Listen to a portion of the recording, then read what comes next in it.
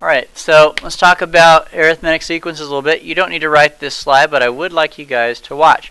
So, let's suppose that we have an arithmetic sequence that starts with the number 4. Okay? And each term has a common difference of 3. What does that mean? If I have a common difference of 3, what's going on here? Each term is separated by 3 spaces. So we're adding 3 every time, right? So the next term would be what then? And then 3 more would be? And now the first question I put here is find the first 8 terms. So I found the first 3. Let's keep going till we get 8. This is the 4th. This is the 5th, 6th, 7th, and 8th. There we are. Alright, now here's the thing though. We're going to be asked to find what's the 100th term. So you're not going to want to do that until you get to the 100th term. You can add wrong somewhere in the middle. You might miscount what term you're on. And also it would just take a long time. So what we're going to do is we're going to find out how we can take a shortcut based on the pattern. I mean, we see we're adding 3 every time. So anytime in math there's a pattern, we have a way we can make it shorter. So what do I have to do to the first term to get the second term? Add 3, right? Now, what do I have to do to the first term? You have to add 6, which is what? Adding 6 is the same thing as adding 3 twice, right? So this is 3 twice, right? And what do you think I have to do to the first term to get to the next term? You would add 9, which is 3 times. And what about the next one? It would be 3 times 4, right? 12, which is 3 times 4, would get you to the 4th term. So, now here's the thing though. Here's the thing. By doing 3 times 1, what term did that get me? The second term. By doing 3 times 2, what term did that get me? The third. 3 times 3 gives me the... So it seems like this number that I'm plugging in right here next to the 3 is always 1 less than the term I'm looking for. Okay? Now let's keep this information in mind.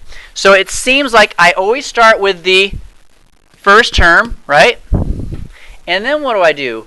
I add to it the common difference. What's my common difference? I add to it my common difference, but it's going to be multiplied by something. Well, let's see if we can define that something. If I'm looking for the second term, I plug in. And if I'm looking for the third, I plug in. So it's always 1 less than the term I'm looking for. What letter do we use to represent the term we're on? N. So if I'm always looking for 1 less than that number, how am I going to write that? N minus 1. And right there is your nth term formula. Matter of fact, I'm going to get rid of the 3 and I'm just going to put D here to represent common difference because it's not always 3. But right there is your common difference formula. You take the first term and you add to it the common difference multiplied by 1 less than the term you're looking for to get whatever term you want. So to do this, if I wanted to find the 100th term, I would take my first term, which is what? My first term, which is what? And I would add to it the common difference, which is 3, multiplied by, what's the term am I looking for? But I always want 1 less than that, which is? So if I do 3 times 99 and add that to 4, I would get the 100th term without having to work my way up there. So that's our goal. That's what we're going to do here. So let's go ahead and bring this to life on the next slide now. So here is our common difference formula for arithmetic sequences. This formula will help you find any term you want so long as you know the first term and the common difference. If you know the first term and the common difference, all you have to do is plug in whatever term you're looking for, like the 1000th term, you plug in 1000 for n, and it'll tell you what it is. Alright, let's go ahead and do our second example. Write down 1a, the sequence, and then part B. Well, actually, we'll write down part B after we finish 1a. So just go ahead and write down 1a in the sequence there. Now, number 1, I'm being nice to you guys. Because really how it's going to look in your textbook is like number 2. They're just going to say find the 40th term. They're going to give you a sequence like they do on number 2 there. Now there's a hidden question.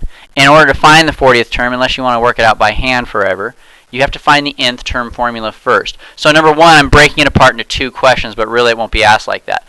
On number 1, I'm saying first find the nth term formula so that when we get to part B, if I ask you to find the 17th term, you can just use that to get it. So let's go ahead and start with 1A. Find the formula for the nth term of the sequence. Now, the nth term formula for this arithmetic sequence is Tn equals, now I'm going to put the T1 in the back just so we don't get confused with our order of operations here. I'm going to write it like this, the same thing though.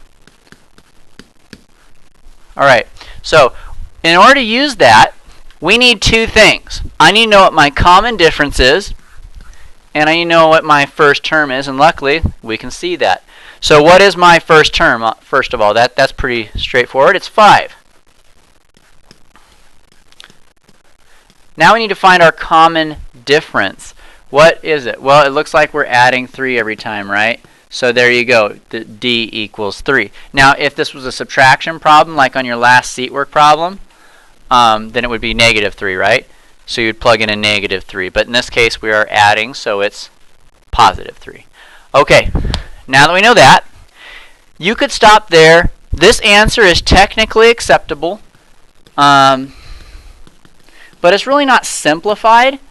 So we can simplify this. What do you think we would do to simplify this formula? You could distribute first of all, right? So 3 times n and 3 times 1 would give us 3n minus 3 plus 5. And then we can combine the -3 and the 5 and get a more simplified answer.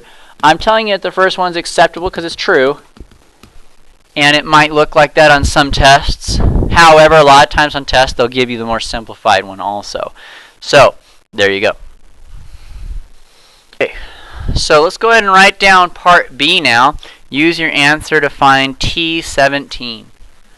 So, if it's asking me to find T17, what's T17 mean? I'm looking for the 17th term. How do I do that?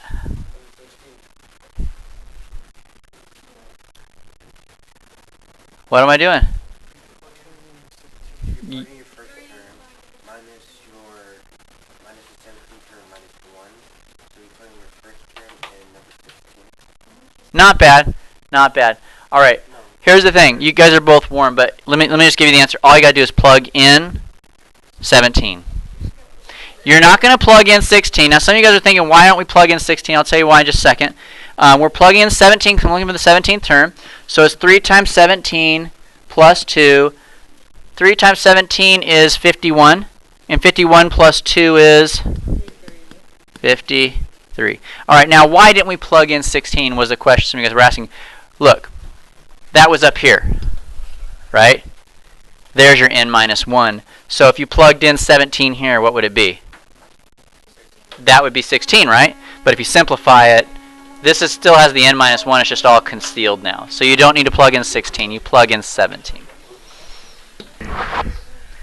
So let's go ahead and check out number 2 now. On number 2, this is what it'll look like in your actual like homework textbook. They're just going to say find the 40th term and give you the first few. So there's a hidden thing that they're asking you to do there to get started. You have to find the nth term formula first. So let's do that. The first thing we need to do then is we need to start off with I like to start off with just writing out the template. I'm going to put the D first though so we don't get confused with order of operations. So we have D times n minus 1 plus T1. Okay, so what 2 letters am I plugging in for here to get my nth term formula? You're going to plug in for the T1 and you're going to plug in for the D. So the first term is 7 and the common difference is, well, we're subtracting 5 every time. So therefore, what's D? It's -5. So you have a negative there since it's going down. Since I'm running out of space, this time I'm not going to simplify my formula. We don't need to do that. You can, but I'm not going to this time just to save space. Now that's the first thing we need to do before we can start this problem. Now we're ready to answer their question. They're looking for T40, and so what do I need to do? Plug in 40 for n. There's a minus in the front. Don't forget about that. Okay, so following through your order of operations here, I'm going to have to change slides. We have negative 5 times 40 minus 1, which is 39. And then we do our multiplication. Negative 195, if I'm not mistaken, plus 7. You do your addition, which is negative 188. So that would be the 40th term in that sequence. All right, so here's a couple for you guys to do. See what you can do. Okay, so that is all we're going to do with the whole arithmetic sequences. So now you guys can find any term for any arithmetic sequence. If I gave you arithmetic sequence and then I told you to find the millionth term, you could do it relatively quickly, right? Well, now we're going to do the same thing but for geometric. You can't use the same formula for geometric because the numbers grow a lot faster. You're multiplying, or they shrink a lot faster because you're dividing as opposed to adding. You know that multiplying is much faster than adding in terms of increasing the value. So let's go ahead and take a look at this. You don't have to write this, but just watch once again. Suppose you have a geometric sequence that starts with the number 1. So we're going to start with 1 here. And each term has a common ratio of 2. And what does that mean? It basically means you're multiplying by 2 each time. So if what would the next term be? And then the next one would be? And the next one would be?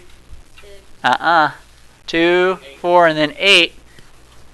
And then 16. And they said only the first 4 terms, but I'll go ahead and go up to 5. What the heck? Number 1 is saying write out the first 4 terms, so I took care of that.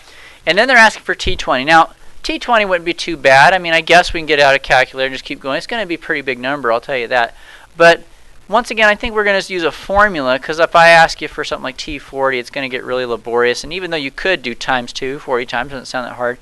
All it takes is punching the number in wrong one time, and then you've got the answer wrong. So we're going to go ahead and do it. Now, let me show you guys how to get a formula out of this. All right, watch. What do you do to the first term to get the second term?